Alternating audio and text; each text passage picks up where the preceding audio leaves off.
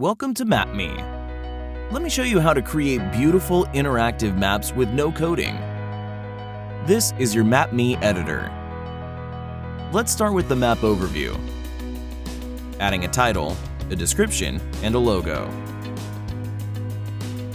You can see your work in the preview area. Now let's add some locations to the map. You can include a description, images, videos, and even 360 media. The map view can be adjusted for each location.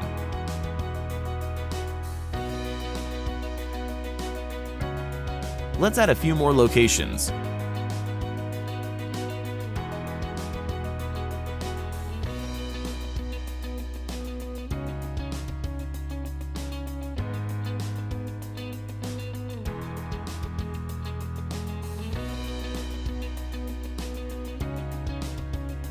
You can check how your map looks on mobile.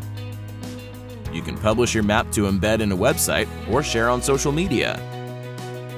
Of course, there's a lot more, like categories, 3D buildings, and advanced customization.